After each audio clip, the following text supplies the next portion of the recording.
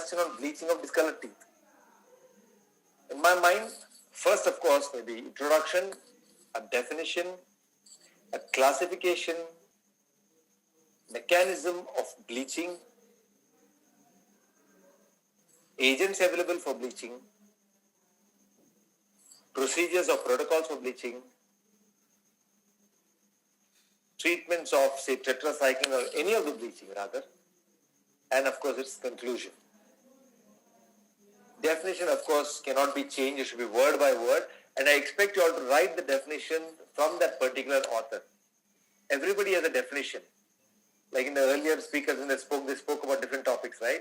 Say suppose cavity preparation. G.B. Black has given a classification, Marzuk has given a classification, or somebody else has given another classification, Student has given another classification. So please follow the same, okay? So when you talk of tooth discoloration, now you know, Nathu's classification is one, you have extrinsic or intrinsic. Like I said, these notes please read from your books that your teachers have given you or from the best places that you can achieve from. I am not here to give you notes that way. All I'm trying to tell you is, in today's day, I know it's not a nice time for any one of us, but don't worry, in 1911 or 1990, I think there was a Spanish flu pandemic. From then also people have been graduating. So we all will graduate, okay? So bleaching agents, you need to understand what are the different types. You should understand one thing. Anything that can liberate oxygen is a bleaching agent, because it's going to liberate oxygen radical, and that's going to bleach the tooth. So start thinking, what are the chemicals that can help you? After all the tests people have done, they've said, okay, hydrogen peroxide can work, sodium perborate can work, carbamide peroxide can work, and there are some over-the-counter products also. Even titanium dioxide and many new materials. I'm not going to go into that because that's about laser bleaching. Now here, what are the procedures? You can classify it in many ways. I leave it to you. You can say in-office bleaching and home bleaching. You can say vital bleaching and non-vital bleaching. You can mix both of them and say in another classification. Everything is accepted. But if there is a way to quote it, do that.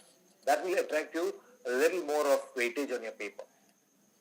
So intracanal bleaching, of course, you know how it is, why it is. Today we don't want to sometimes do a crown on the front tooth or a veneer on the front tooth. But having said that, after doing a bleaching for a couple of weeks, now if I know that the tooth is not going to get back to the normal color because it's an old case, the discolored case, the dentin has got all absorbed, then we need to put a veneer. We may have to go for a crown sometimes. That's a different case. But what you need to understand is, first try and bleach the tooth. What happens is in bleaching, I said it's an oxygen release. It helps the tooth to change the color.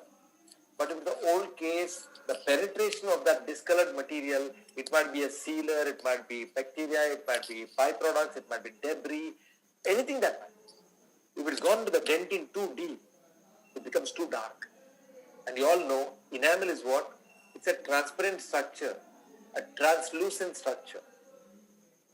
It only drinks the color of the tooth. That's it.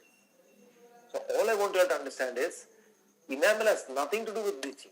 Though we use it on the enamel, what we need to understand is how deep that discoloration has gone. Having said that, that is one of the reasons why I put tetracycline as a different classification. Because here, most of the time bleaching don't work.